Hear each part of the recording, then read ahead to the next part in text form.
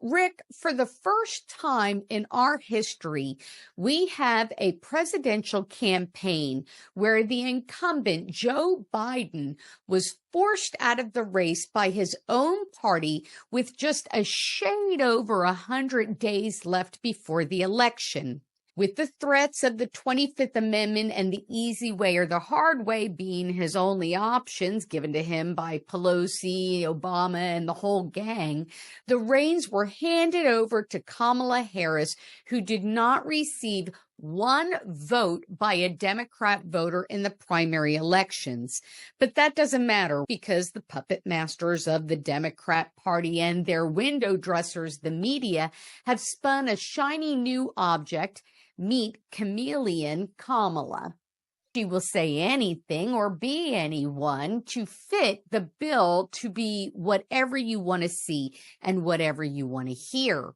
So, Rick, I was paying attention over the last 4 years, and Kamala was a disaster. Her approval rating was mid-30s, somewhere around 35 to 36, and every time she opened her mouth, it was a cringe babble about the passage of time or talking to people like toddlers about the war in Ukraine, where she said Ukraine is a country in Europe. It exists next to another country called Russia.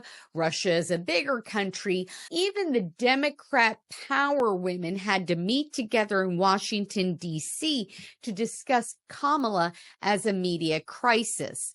Now there's the new Gov track removing pages, ranking her as the most liberal senator, and the media has made her out to be Rosie the Riveter and Rosa Parks combined.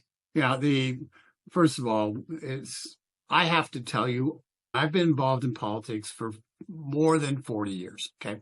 So I've run political campaigns.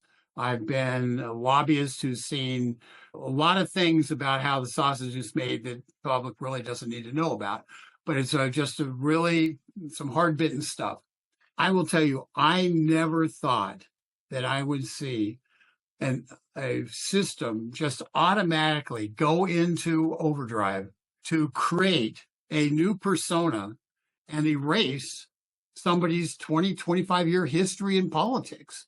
And that's what we've seen happen in this instance. We have seen, you talked about the Gov track, eliminating the page that identified her as the most liberal senator. Now, this was 2019. She served with Elizabeth Warren. She served with Bernie Sanders. Yet she was deemed to be more liberal than Elizabeth Warren and Bernie Sanders.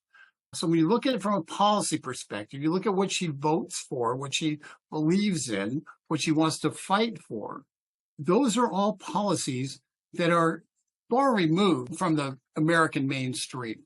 And yet, what people are now being fed, is it's okay to eliminate the votes of 14.5 million Democrats who took their time in the cold of New Hampshire, the cold of Iowa.